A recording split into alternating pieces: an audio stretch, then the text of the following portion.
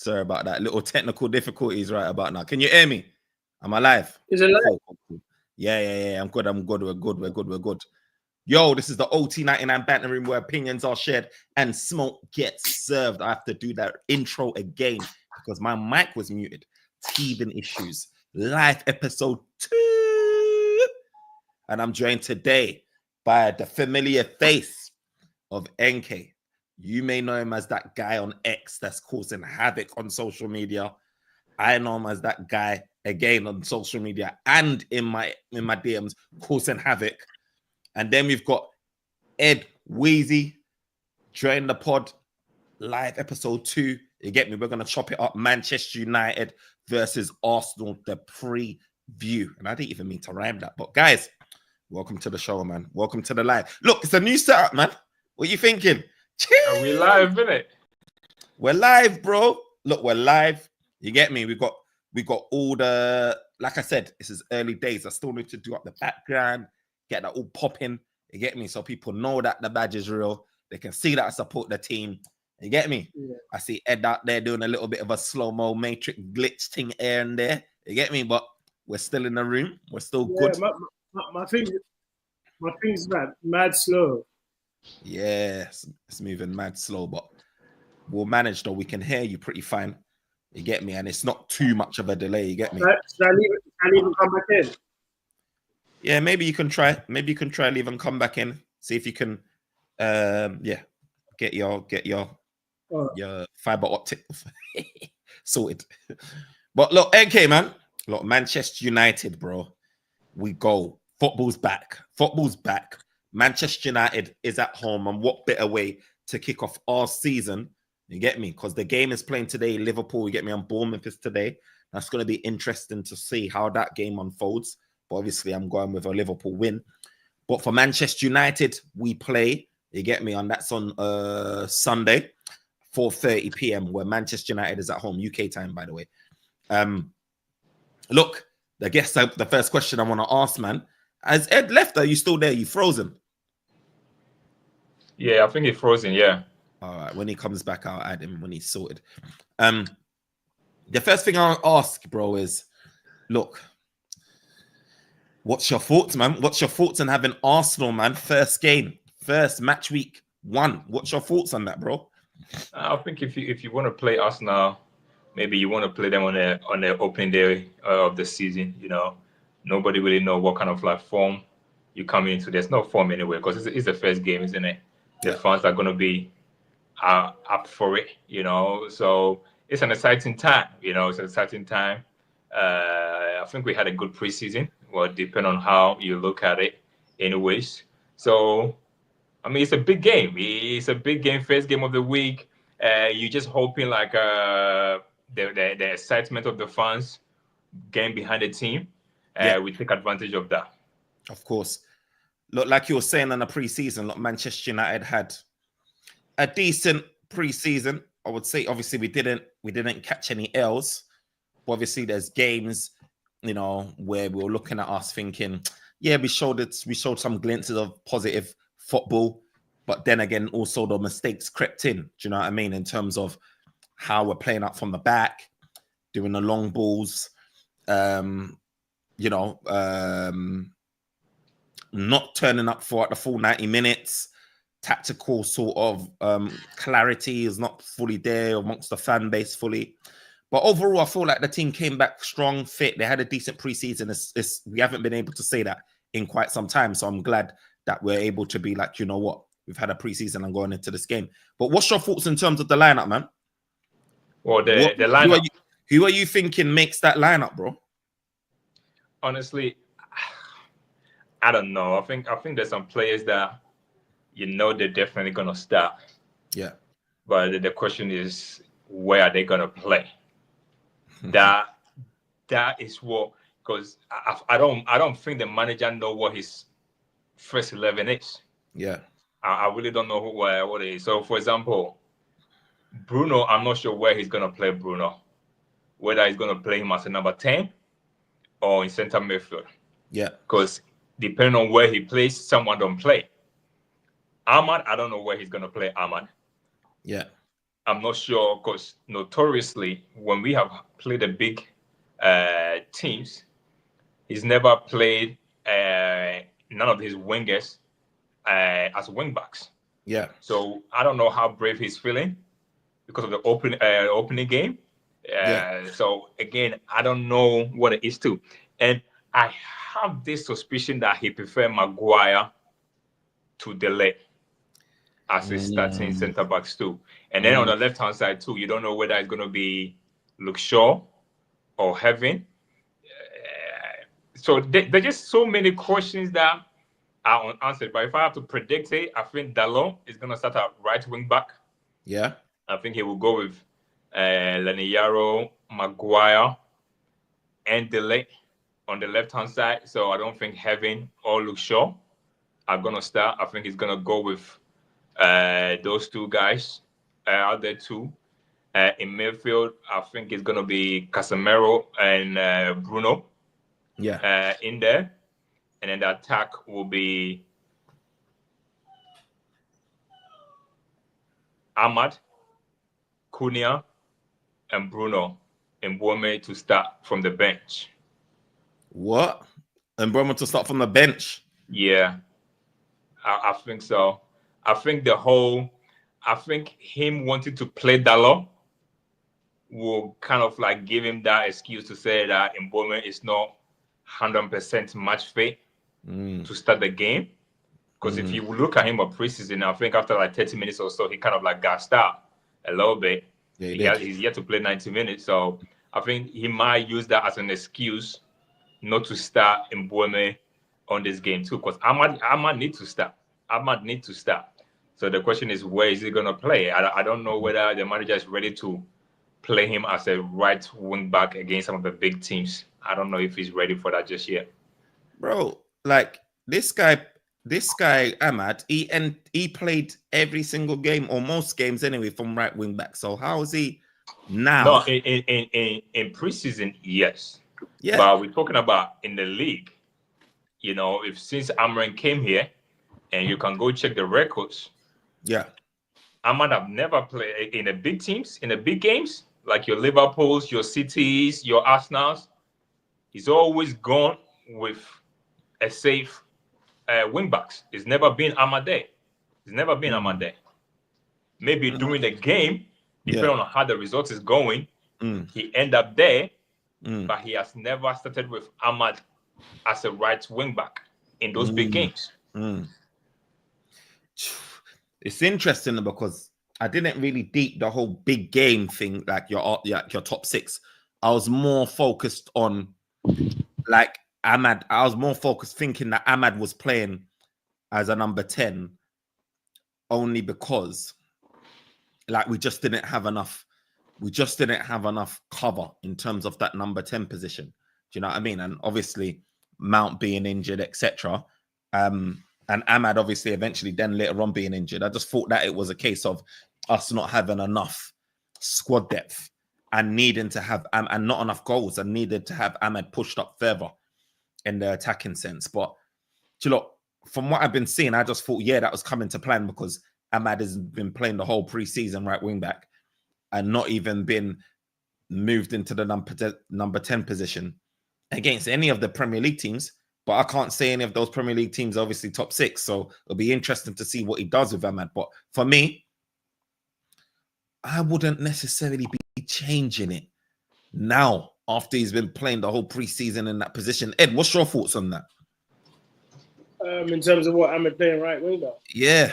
What's your thoughts on Ahmad playing right winger? And saying that he always plays Ahmad. Amarim always plays Ahmad in the he doesn't play Ahmad in the big games. It's the low. You don't trust him in the big games. What's your thoughts on that? As a right wing back position anyway, NK's thinking that he's going to play a number 10 against Arsenal and Mbeumo come off the bench. I think that's crazy, bro. Because if you've got 6'5" Sesko and you've got the top crosser, pinpoint accuracy in Mbeumo, taking those corners from the left-hand side or sort of putting in those balls, Sesko, bruv. I wouldn't be like, it's not like far-fetched Amram would do that because he likes to experiment, but I think is not a game to experiment. I feel like just play your strongest team. So I feel like the only problem with Ahmed right wing back is the defensive element of it, right? Yeah. But he does get stuck in. He does he does try and use his strength. He does try and tackle. Yeah. It's not his strongest suit, but he tries. It's not like he's afraid to do so. Yeah. But I wouldn't be surprised if Ahmed plays right wing back and Dogu plays left, because I feel like he's going to go for an attacking team. Because I feel like with Arsenal, you need to pin them back, because if you don't, they'll just like push you back. You know what I mean? Bro, so we need to go machine for machine, bro. But that's what I'm saying. I feel like this is the first game of the season. There can't be no excuses, right? So even with me, I'll start Sesko and Burmo and Cunha, and Ahmed on right wing back. Yeah. So what's your lineup then? Because I think NK is obviously giving his. He's saying Ahmed and Cunha up top, and I think with Sesko, and then he's going with, what would I go for? Yeah, what's your starting lineup against Arsenal? Or who do you think? Not even like necessarily who do you think is gonna be starting against Arsenal? I think what's his name? The goalkeeper beginning with B. I don't know how to say his name properly. Buying there, yeah.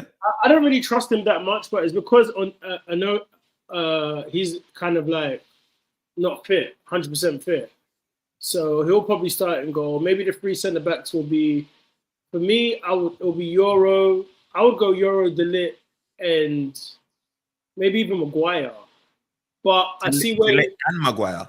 But the thing is, he might do. He might play Euro, Maguire, and Shaw. I think Heaven's good, but I think Shaw's a bit more solid. Yeah.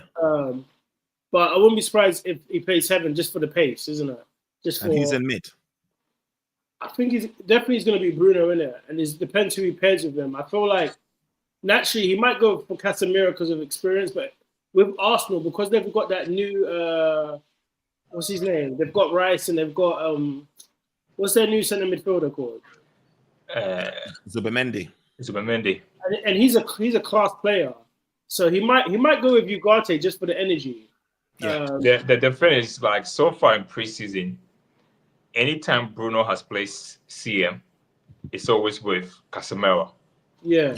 I'm yet to see him do CM in there with what do you call it? With Ugarte or even a Kobe. Yeah, but do you know the problem here? I watched the last game. Yeah, there's a lot where it was interesting. Like Bruno was sitting more deeper and Casemiro was pushing forward. Yeah.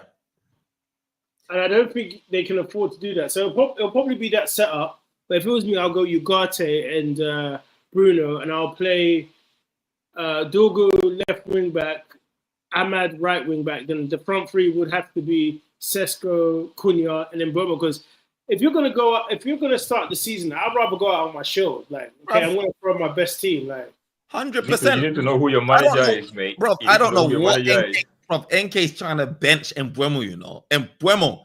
And Boomer, I'm not trying to bench I'm not trying to bench him, bro. No, I think NK is just going by what Amram does statistically. Fam, yeah, don't trust NK, bro. Don't trust NK. No, NK. I'm just saying. In the scenario where he does what he's been doing last season, and doesn't play Ahmad right wing back, where someone in that attacking lineup need to be dropped, and to me, I think if it's a good excuse for him to say, hey, you know what, Mbeumo is not match fit. Yeah. So let me start Ahmad and let me bring him in. But in the second half. A lot of those games that Ahmad didn't play is because he was injured. Like a lot of the games with the big teams that Ahmad misses because of injury as well. No, but even when he's been fit, he has not. What do you call it? Playing at number 10. Yeah. Since Amrin came here, I would play him. You know what? If I'm starting Mbeumo, I'm starting like Ahmad, because if Mbeumo is not fully fit, at least he's got the support of Ahmad making those runs up. You know what I mean? In terms of giving him the extra outlet. Fam, for me, Ahmad is a guy that's got to play, man. I think we want to show intention. We want to go out there and show intention. I think Mbeumo and Ahmad, they need to continue to work on their relationship, because it's not even like to say Dalot playing, he still needs, like, Dalot hasn't built his relationship with Mbeumo. Ahmad's even got that advantage of building his relationship with Mbumo over Delo. But yes, Delo might bring something defensively to us and help us against Arsenal. But because if you were in the manager's shoes, because I've always said, and I went to go watch the team when they came to the state, and I always say I always understand why he sometimes in the big games don't want to play Ahmad there, because the game that we went to go watch at Everton, for example, one of the goals that we considered, Ahmad was not in that position. You are facing an Arsenal team that got some of the best wingers here. So when you play wing backs, the question is, are we gonna make the like of Saka and Martinelli be defending, or are they gonna pin us back? If they pin us back, as a manager, you want to ask yourself, do I want Ahmad defending one-on-one, or do I want Dalot defending one-on-one? That's what, to me, tactically, that is the conversation he's going to be having with his team. And I feel like whilst Ahmad is going to give you a lot going forward, if you have a game where Arsenal push you back and they dominate the ball and we have to do a lot of defending, then do you trust Ahmad defensively to deal with that? You know, because you're not just playing with any ordinary wingers here. You are playing Saka and what do you call it, Martinelli.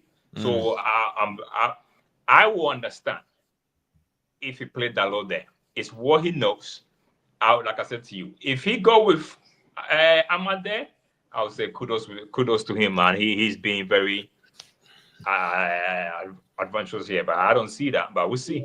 I just don't trust the lot. Right? I just feel like for me it's like it's the start of the season. You got to set precedent, like in terms of like you got to try it. Like I don't want any excuses where they're like you should have started this person or should have been this. I'd rather just start your strongest 11 or the people that have been playing. Do you think it's a game that he can afford to lose, considering how he ended the season? I feel like out of the two teams he can. Like it's the first game of the season, yeah. Because you got to remember the expectations of Man United, despite the money they're not high compared to Arsenal. Arsenal. No, but listen. Compared to Arsenal, like Arsenal have spent money and they've always been this close to winning. We've not been close to winning the league, right? In a long time. So the odds. Arsenal are odds-on favourites by miles. But that's what I'm saying. I'm not talking about me. What I'm saying is, you look at the last time Man United actually got a victory in 90 minutes outside of was it the FA Cup win? When did we beat? I'm talking about if you are. Man United ain't beaten since 2023, bro. September. But I'm talking about if you Amri, friends. Again, if you're Amri, last season he came in there, he had a very tough time. Very, very tough time. And he pinned it down to lack of preseason. I didn't have my players, whatever it is. Some people have not forgot that. You are one or two basta, and then that conversation from last season come back. But I don't think he can afford to lose the Arsenal game. I think if I'm him, I'm going to try and get a draw and then get 2 wins with Fulham and Burnley.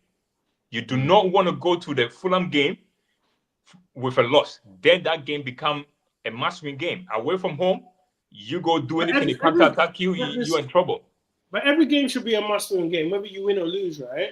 Especially no, when you're under pressure. You have to pick your battles well. The thing is, you got to remember, Arsenal have not lost to the top 6 in a long time. Even last season, they weren't losing to the top 6 or drop.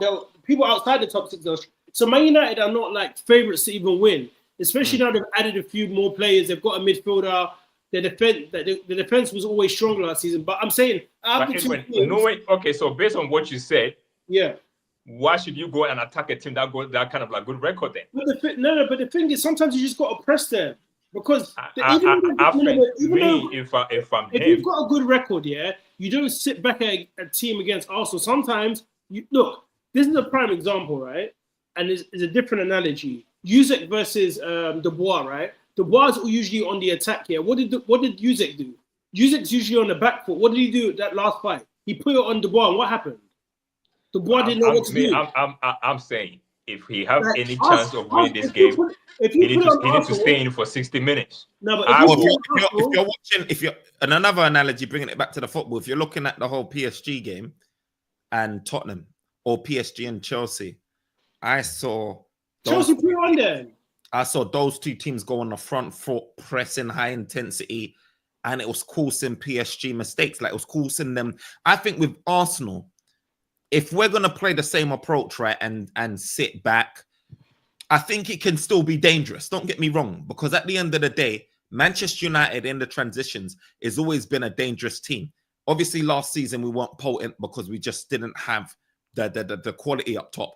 But this season we've added 50 plus goals.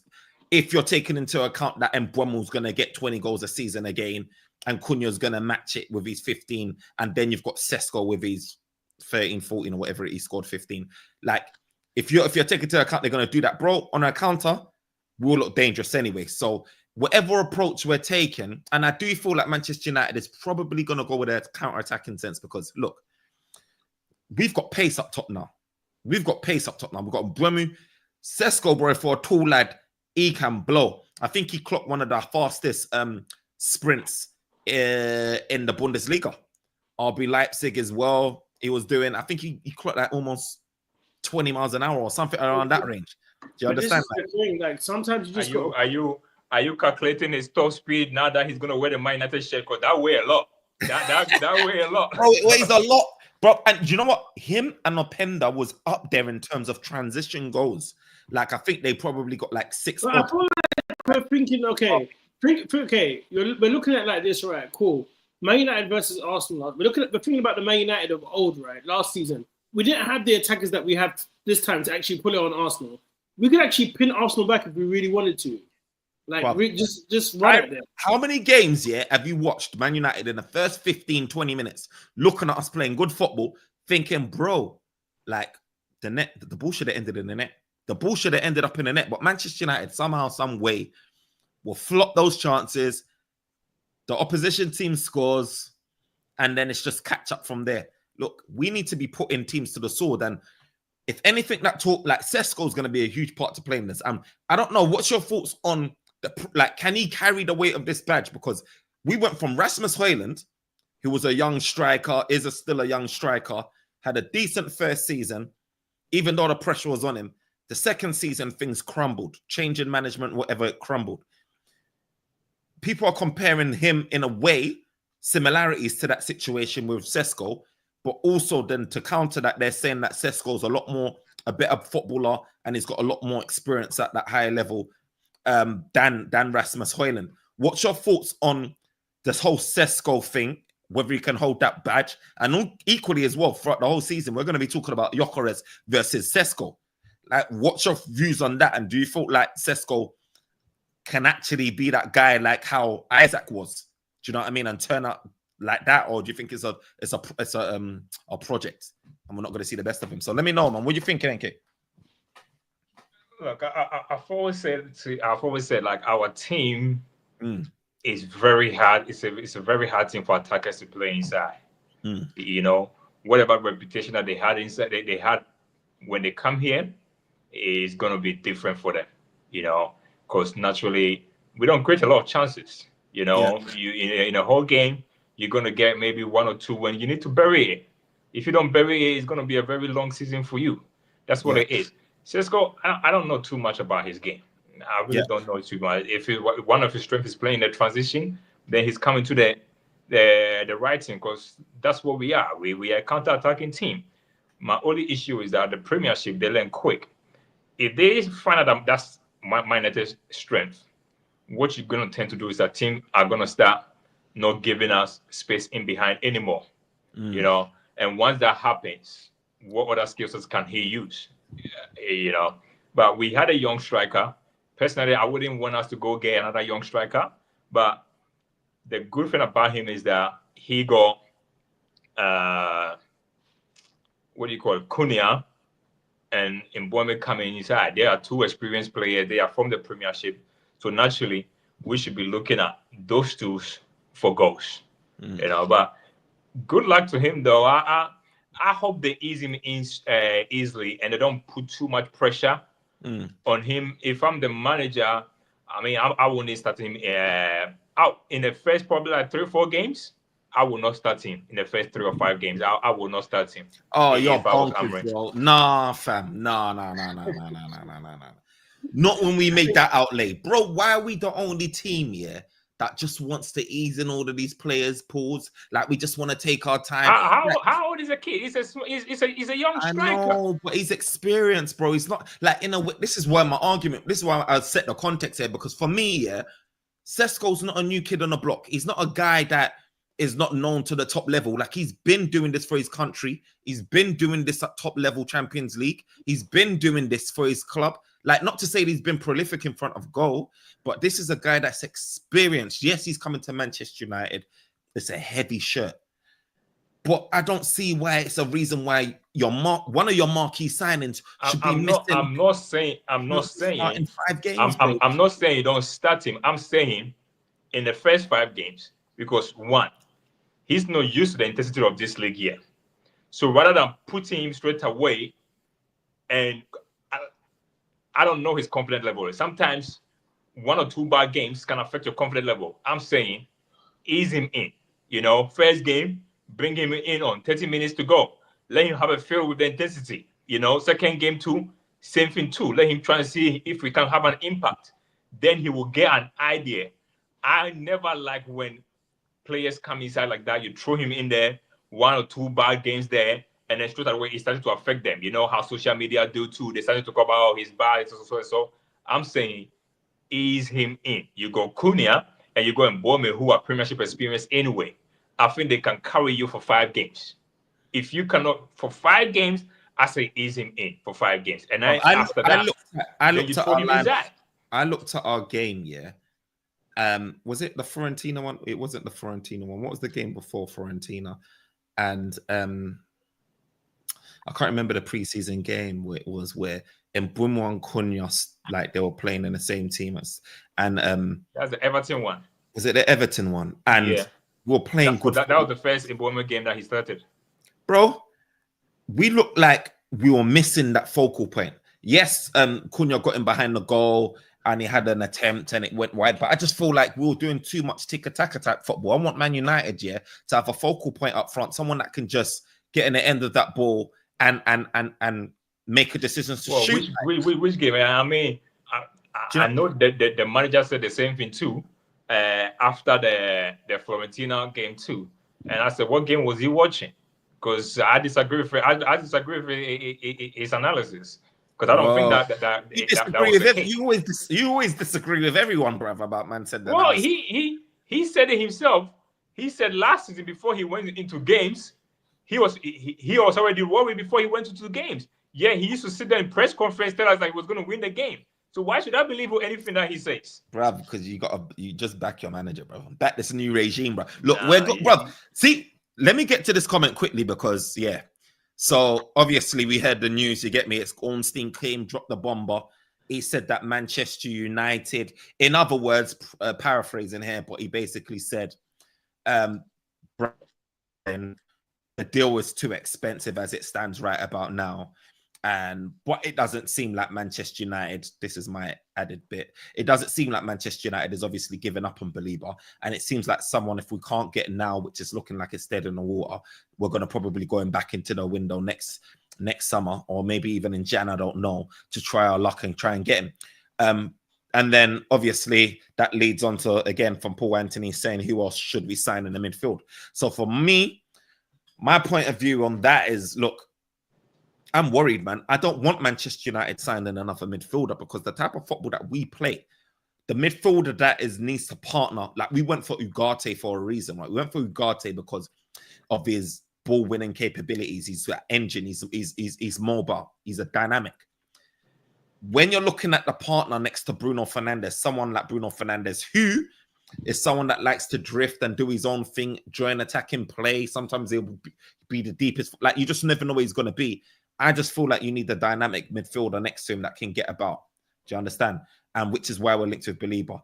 Wharton will probably be the other defensive midfielder. And I'm just like, he's a different profile. You know what I mean? He's linked. People compare him with Carrick, maybe, if you like. But he's a different profile to Belieber. I guess the question is this. If you obviously get Wharton, who's going to be not too far off that Belieber money anyway, do you think that we even still going for Belieber? And do you even feel like someone like Wharton will even work? But before you even get to that question, what's your thoughts on the Belieber situation? Where does it leave Manchester United and where we're finishing? I think if we go for him this season, and we're gonna overpay, right? Mm.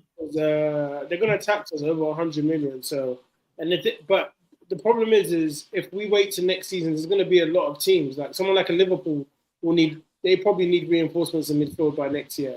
So, and even European teams. So it opens the doors for other teams to be interested in them. Yeah. I mean, it all depends on where we finish in the season now. So if we have a bad season, he's not going to come to us compared to somewhere else. Well, we never know actually, because we could have said the same about Sesko and Cunha and them lot. But what I would say is that it's probably be difficult. They could do it, but they'll have to break the bank to get him this summer, and next summer will be difficult because there'll be more interest. But I thought the whole reason why they went to go knock on Brighton's door was that they were ready to pay the big money. That was my understanding, because I think they are, but the problem is that Brighton's not giving them they're saying he's not for sale. No, I think Brighton. I think Brighton will sell if you give them 100. I think they might. But you're right. I don't think United are ready to pay that money. That's what I think. And that's right. my. I feel like they should actually make a bid. They should actually make a bid and just force their hand. When I saw Ornstein, and that's the thing, because I swear Fabrizio said that Man United's getting ready to make a bid. So but then again, I also hear that Man United won't want to make a bid if we haven't got any sort of encouragement that it's actually even going to go through, like it's actually going to be successful. So that's the other thing. So there's conflicting stuffs there anyway. But obviously what Ornstein said is Man United not planning to proceed with Carlos Baleba move this summer. Indirect plus direct contact between clubs, but Brighton clear not for sale and level of fee to consider deal too high. 21-year-old midfielder keen on Man United, but not unhappy at Brighton. So clearly he's still happy at Brighton. Clearly you're talking about money's there, and Ornstein saying that the money's too high. So obviously I don't know what they quoted us, because I doubt they quoted us 100 million and we're saying it's too high. I think that was always the price though. That was always the price. And that's the thing. So if Man United is going into it knowing that that's the price, taking a drawdown from that revolving facility. But obviously, just because that's what's quoted in doesn't mean that that's what they were willing to pay. Maybe Man United thought that they probably would have been willing to maybe get him for around 80, or around 80. Did Brighton in the background say, I want 130 M's or I want 120? We don't know. And obviously MSK on Sport is saying, he's hearing that we're gonna go from next season, and that's what it reads like to me. Like when I saw Ornstein's tweet and stuff like that, and other tier 1, tier 2 journalists, whatever, that's what they're saying. They're like, you know what? But can we still have a good enough season to attract this guy? Look, can happen. I thought Ineos played it beautiful. You know me, I'm not a big fan of Ineos, but I thought they played it beautiful, because I just didn't understand why this deal was always going to be the most difficult deal to do. So why was this one not the priority? Why was it your last signing to do? And my thinking behind it was that they wanted the other Premiership team to spend their money where they want to spend it, and then come the window, if you was to go in with your money, there wasn't going to be a lot of clubs that would have come in to compete with you, because most of them have blown their budgets already. So I initially thought that was the thinking behind it. We have the money, we're going to go for it, and a lot of teams have spent their money anyway, so they wouldn't be able to compete with us this summer. By the time they realize it's gone. Now, if you're talking about next season now, a lot of these teams are going to start doing their groundwork from now. They will know what the price is. If he had another good season, we're not even talking about just a Premiership. We're talking about your like of Real Madrid. We know how they are. They're like good toys, They're going to come sniffing too. So once the competition becomes that, red card, what is going to be the main attraction that maybe you probably keep Onana. He might be a good agent to get him. Get ready to go. I have to mute NK for that. That's a yellow card there. You can't be talking about sniffing guys and all of them things there, but yeah, that's a red card for you. Yellow card. Who? Onana? Just the sniffing stuff. You caught me out, bruv. You caught me off guard, bruv. You can't be talking about sniffing players, bruv. That's a yellow card, bruv. That's a pause. Pause then if you look like that. But I'm saying though, if it comes to next year and there are a lot of teams that's going to be after him, I don't know what our unique selling point is going to be to try and get him over the line. We've been able to do it this year though with Cunha and then Mbeumo, but I don't know, with him, I feel like it's gonna be very, very hard to do that next summer too. That's what I was saying. That the problem is like it's the best time to get him now because if you really look at Liverpool's team, they've reinforced in defence and up front. They haven't done their midfield. Because remember, they were supposed to buy that player that went to Arsenal. So out of all the teams, when you look, Man City probably could go for him, but they've got a midfield. But Arsenal, but Liverpool look like he's not a Man City type of player though. No, I know, but I'm just saying, like, if they were going to go, like, if any team could go for him and afford him next season, it would be Liverpool. Like, and that's only on the back of what we've seen that they do. Yeah, Liverpool. I'll put Liverpool in there. I'll put Real Madrid. I'll put Real Madrid in there too. The only reason why maybe I would not think Real Madrid because they've got so many centre midfielders now, isn't it? They just bought that young guy from River Plate. They've got already the players. What's that guy's name? Mastuando or whatever his name. I can't pronounce his name. They've got Camavinga. They're playing good. I think they'll let go of Camavinga next season.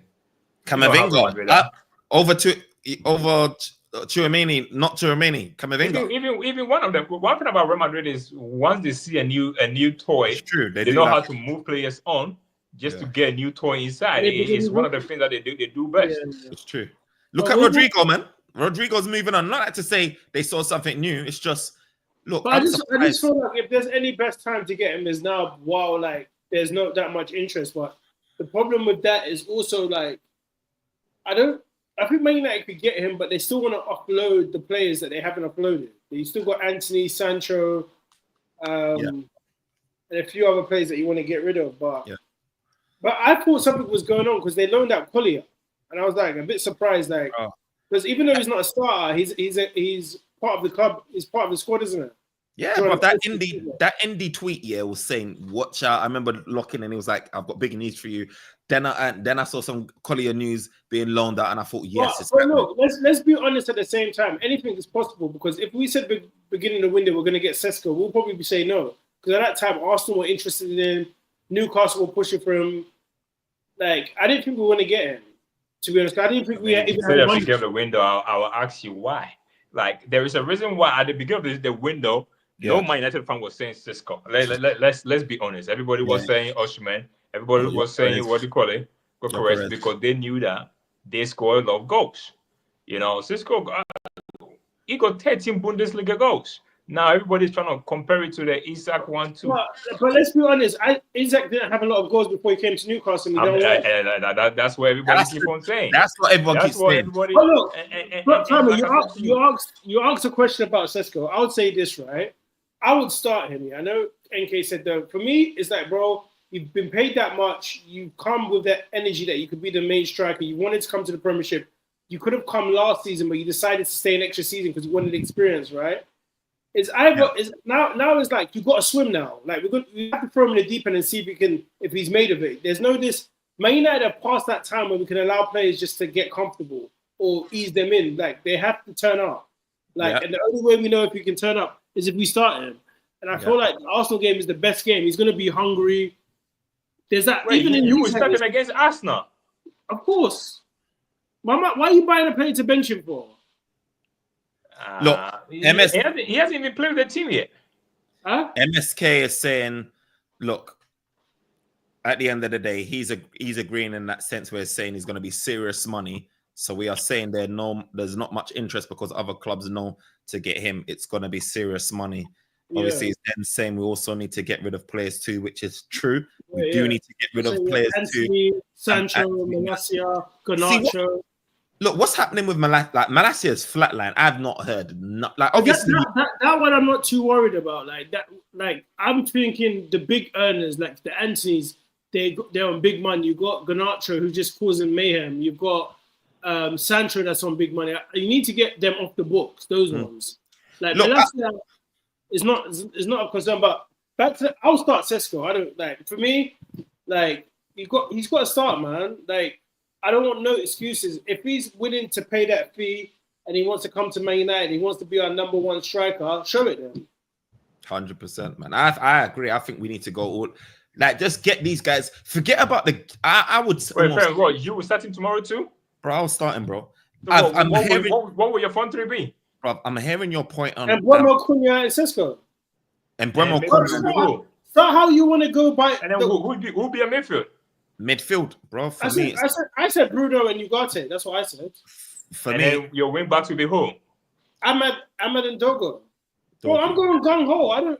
All this safety. You guys need to know who your manager is. You know.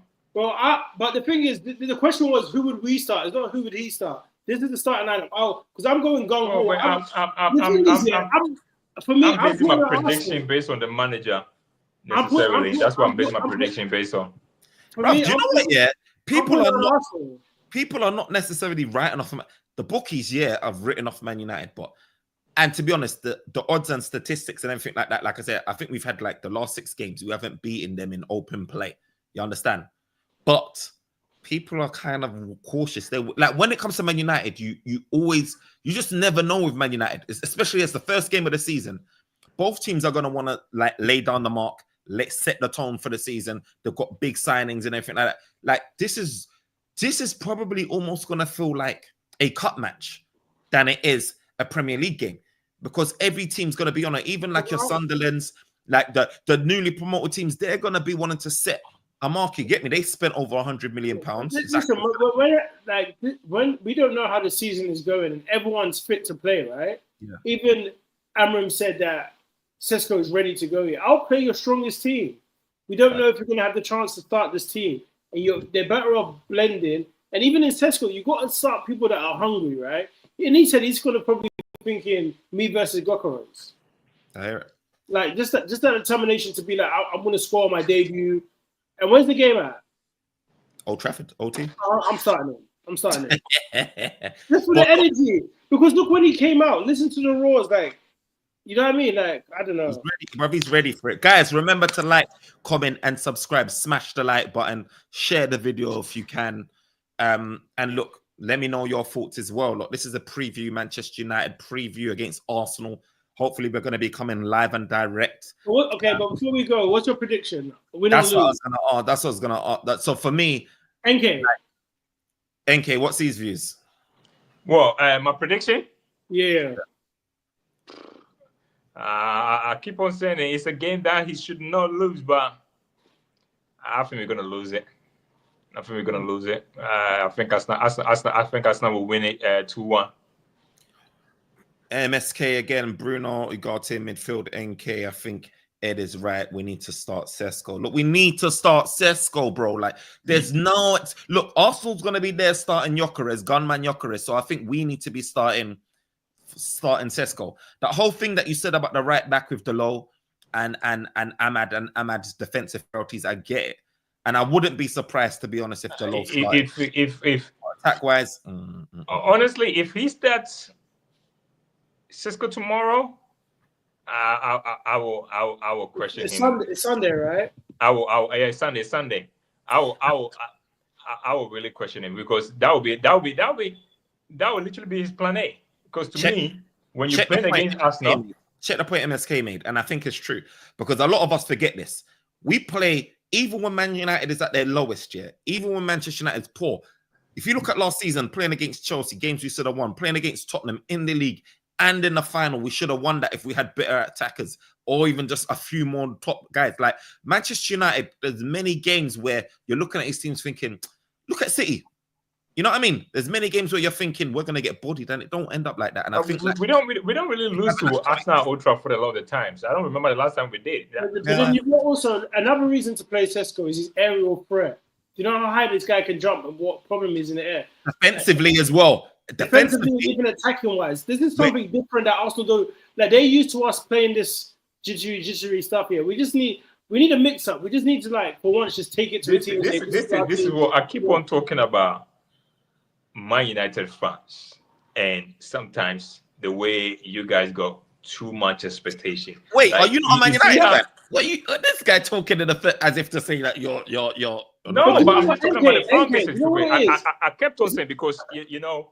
When Holland came, I was doing the same talk too that I'm doing right now for Sesko too. I said, look, Martial might be an injured player, but let Martial play so that you can ease Holland in because for young players, you lost Martial, an experienced player, but to me, he's still young.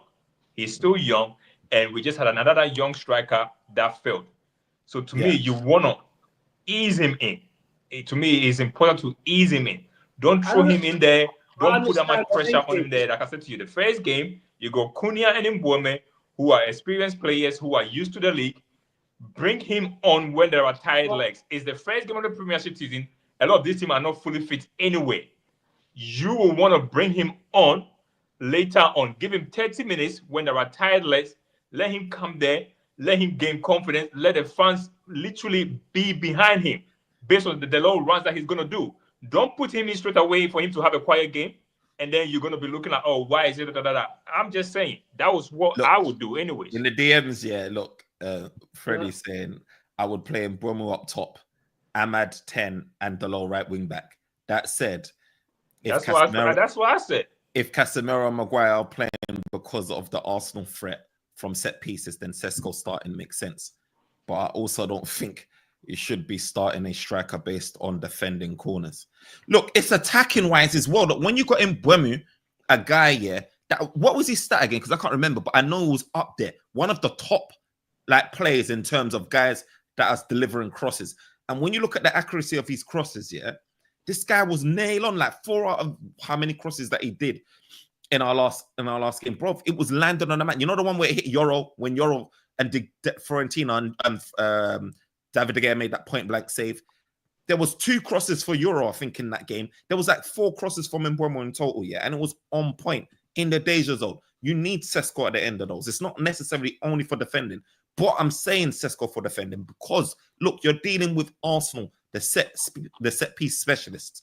Maguire, I don't feel like his presence as much, pause, in the defense, in our defense, defending our box, yeah, pause. I feel, let me just move away from the field. It's more about there when the ball's over the top, pause, and then he goes for the header. He's diffusing those danger zones there. That's why I'm like, you know what, Maguire's good in those situations, but Sesko could bring the other stuff. Let me get to the comments. For me, I'm just playing our strongest team. One set, Ed. So Paul Anthony saying the only way we get Belieber next summer is if he commits to joining us. Else he certainly goes to City or Liverpool or maybe even Real Madrid because I believe he is that good. Same here. I think he's that good as well. MSK says, at Paul Anthony, we have already agreed personal terms. Please. I think we have as well. The news did come out. And then Zubimendi, Rice is going to eat our midfield. What midfield? That's why we need Belieber in our midfield. The only way we can win is by hoofing the ball to our How can a guy called Rice eats our midfield? We should be eating the rice. Muller Rice. Look, but do you know what? Let me get your prediction. We'll wrap it up. We could be talking here forever, but we need to wrap up. Okay, I feel like I think Man United is going to win. What's the scoreline? Say what? We're going to win? Yeah. Scoreline. Wait, NK, you're free on Sunday, right? Yeah, we play on Sunday. I'll see you back here. We'll have a conversation. I'll be on vacation, but I'll be here. I'll be here. I like your haircut though. It's sharp. Thank you. The HD in it. What's your scoreline? Hey, anyway, where do you see us finishing this season anyway? Oh, the question you asked. I ain't gonna lie, man. Click this. I think we're gonna finish in the top 5 or 6. I think we're gonna finish in the top 7 at least. But I think we're gonna finish 5th. Top 7. Yeah, but I think we're gonna finish 5th. Click this, and we're gonna talk at the end of the season. I think we're gonna do all right. I don't think we have the commitments of Europe traveling like that. And I think if our team gel, and your prediction is that you do know in January we lose almost all our players to African Nation Cup. Okay, right? all right. Oh no! Oh yeah. We lose Ahmad, Onana, and Mbeumo. We've got Bruno, and we've got Sesko. If you see the games that we got when they've gone, they're not like they're winnable games still. Fam, don't worry about that, fam.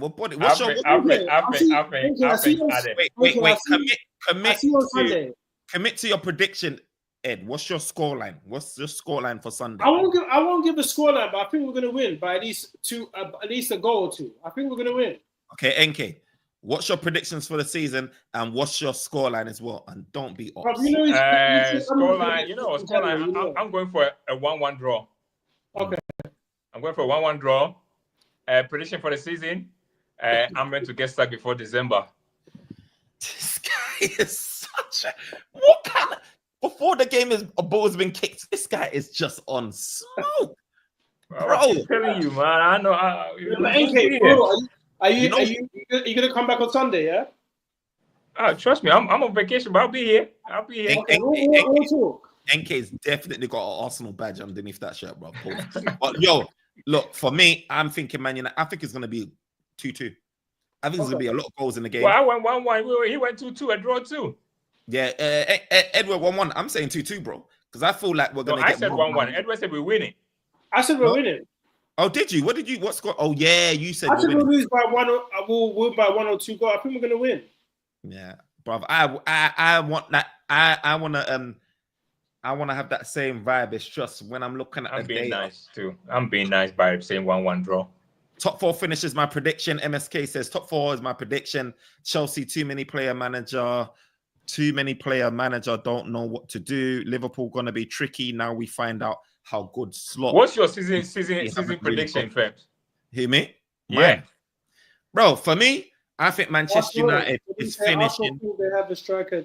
They win, but forgetting our other teams have improved. 3-1 United for me. I'm on MSK, man. I'll see you on Sunday. We're gonna have this conversation because you're my vibe. You're my vibe. Don't listen to Firms or even NK. It's all right. Look, Man United is definitely getting European football next year. How that looks, I don't know. Therefore, if I'm saying that Man United is getting European football next year, that means the lowest Man United can finish is 7th. Yeah. Now, I feel there's no way they can still finish 15th and win the FA Cup and get to Europe, but that's another conversation. Bro, we're gonna be finishing top 7, and I think that we can potentially get a cup as well. What that cup is, I don't know. Whether it's Carabao, whether it's FA Cup, whatever, but I feel like Man United is definitely going to finish top 7. And I think did MSK say we're going to win or lose? He said we're going to win 3-1. That's why I said I'll be here, brother, because he's on my side. He's on my side. 3-1 to United, man. Look, Man United, 110% is going to shock a lot of guys. They are going to shock a lot of guys. You can click that in a positive way, not a negative way. They're going to shock a lot of guys because I think people are forgetting how Man United were. People want the good football. They're looking at, what's the style of play? Fair. And we all want that. But people are forgetting when Manchester United had a team of good players, and the vibe was right. We're trying to build that culture of togetherness or whatever, like that, unity. People are forgetting all of that and having good players. Because Manchester United with good players, they will just crash out. They will just win a game that they didn't deserve to win. You know what? Once upon a time, I used to be like you guys, man. You know what? It depends who also plays right back for Arsenal because I guarantee you Dorgu's going to be a key factor that game on Sunday. Dorgu's going to have a quiet game on Sunday. Okay, watch. Just be here on Sunday. He's going to have a quiet game on Sunday. Hey, you're going to catch him. I swear Dorgu's going to be on Saka's side, right? You're going to catch him. Yeah. Is he going to be on Saka's side? Yeah, Dorgu. Yeah. Yes. You're going to catch NK, watch out. Watch out for the game, You're going to see NK in the Arsenal stand. You're going to see him in the Arsenal side of it. Throwing the banners, Arsenal, bro. This guy, bro. I'm just being real. That's all. But guys, man, thank you for tuning in, man. Big up Paul Anthony, man. Big up MSK on Sports MOS. Thank you for joining in, man. Being very interactive as per usual. And guys, man, like I said, remember to like, comment, and subscribe. Already, we're going to be live in effect with all the live shows going forward as much as possible. So stay locked in, stay tuned in, man, and follow the journey, man. It's going to be exciting times. Like my boy NK, big up to you, big up to Ed. We keep it moving. We'll see you on Sunday, man. Man. Peace. Peace. Peace.